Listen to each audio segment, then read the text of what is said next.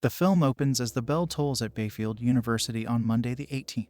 Theresa Gelbman wakes up hungover on her birthday in the dorm room of schoolmate Carter Davis. She ignores a phone call from her father. After asking for Tylenol, Tree starts to head out and sees Carter's roommate Ryan coming in and asking if he slept with her. To her disgust and Carter's embarrassment, on her way to her own room, Tree runs into a guy she went out with named Tim. He asks Tree why she hasn't answered his texts, and she says because their one date involved them going to Subway and it made her miserable.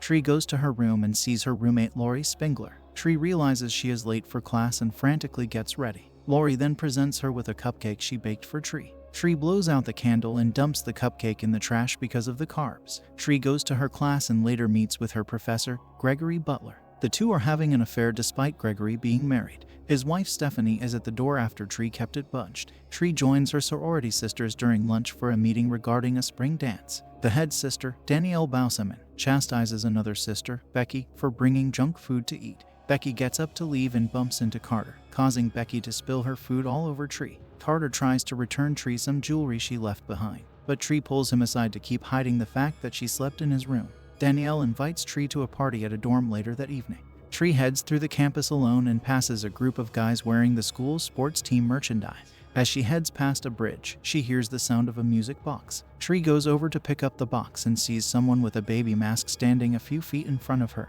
She threatens to call the cops, and the person runs. Tree starts to leave but is then chased by the masked person. They eventually catch Tree and stab her to death. Tree wakes up in Carter's room at the beginning of the same day. Clearly freaked out and confused, she leaves the room and thinks she is going through deja vu. She goes to her room and once again rejects Lori's cupcake, but this time just leaves it instead of dumping it. Stephanie catches her in Gregory's office after it's been locked. During lunch, Tree warns Becky before Carter bumps into her, but the same things still happen. Tree heads over to the party again, but this time avoids the bridge. She goes to the dorm and is greeted by someone with the baby mask, causing her to scream and punch the person in the face. It turns out to be Nick, Danielle's boyfriend. It's a surprise party for Tree. She goes around drinking and trying to enjoy herself.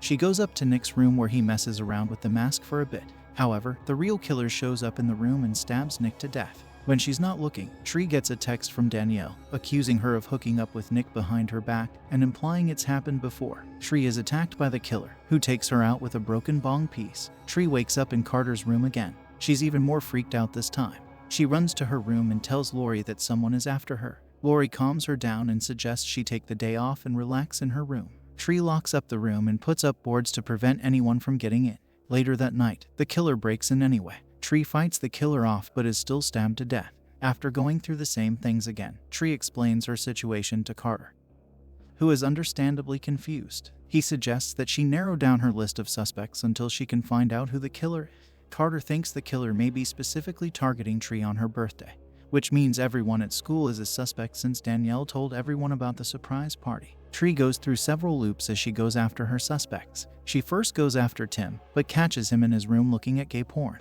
After dying again, she suspects Stephanie, but she spots Stephanie moments before the killer drowns her. She suspects Danielle, but ends up dying on her own after the two get into a fight and they get hit by a bus. After crossing off those names, Tree suspects Gregory might be the killer. She looks for him in the hospital after getting an X-ray taken to find that she has sustained internal damage from her previous deaths. While going through Gregory's office, Tree finds a baby mask in his drawer. However, the killer stabs Gregory and then chases Tree into the parking lot. She takes a car and gets out. As she excitedly thinks she escaped death, a cop pulls her over for speeding. Tree lies and says she's drunk and high so that she can be in a cell and avoid the killer. When she's cuffed and put in the back of the car, the killer drives past and hits the cop. The gas tank starts leaking, so the killer drops a birthday candle to ignite the fuel and blow Tree up. Tree wakes up in Carter's room yet again. She proves she knows what's going to happen by pointing out some things that she's been noticing frequently, like a car alarm going off, sprinklers being set off on studying students, and a group of activists standing together while one member drops to the ground.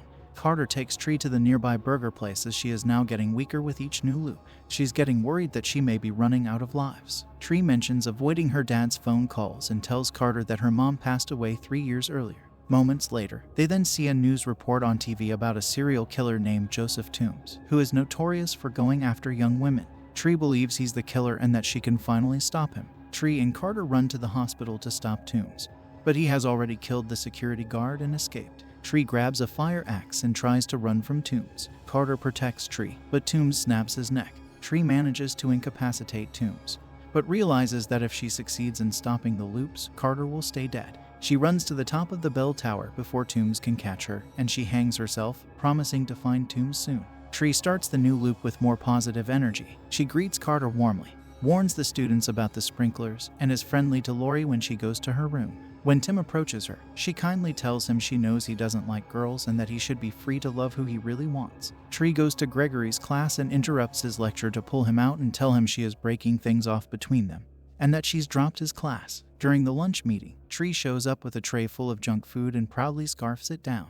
Although Danielle tries to send Becky away, Tree doesn't let her leave, and instead takes Becky's chocolate milk to pour on Danielle's head, humiliating her. Carter then comes by to return Tree's jewelry, and she kisses him in front of the other sisters. She then invites Carter to join her later that night for her birthday. Tree goes to have lunch with her dad, David. She admits to him that it's been hard to be around him since her mother died, but she says she loves him and is sorry for hurting him. The two then laugh to lighten the mood and they have lunch. Tree prepares herself to go after Toombs. She goes up to the security guard with a knife and takes his gun before telling him to go get backup.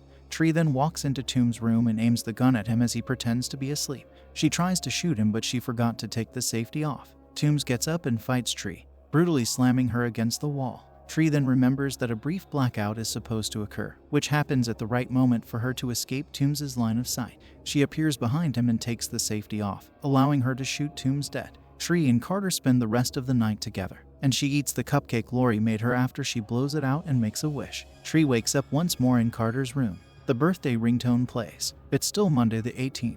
She becomes confused and angry, wondering how she could still be stuck in the loop.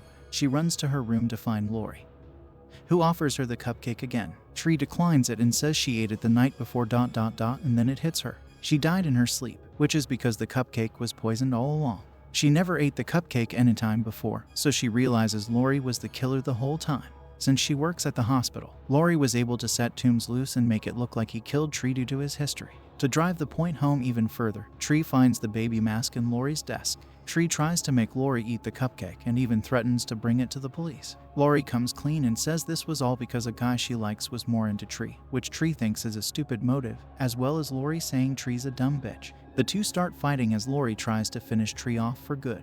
They are interrupted by Danielle from outside the room as Lori has Tree pinned to the bed, but Tree manages to grab the cupcake and shove it in Lori's mouth. Tree then jumps up and grabs the ceiling lamp so she can kick Lori out the window to her death. Tree and Carter are in a diner watching the news report on the incident, with Danielle doing an interview just for the publicity. Carter starts to tell Tree that her situation reminds him of Groundhog Day, but she's never heard of it or Bill Murray. Tree wakes up and hears the birthday ringtone again. Carter acts like she's just waking up hungover again. Tree starts to freak out, until Carter reveals he was just pranking her and it's officially Tuesday the 19th. They laugh about it and kick Ryan out when he tries to come back inside before they start kissing.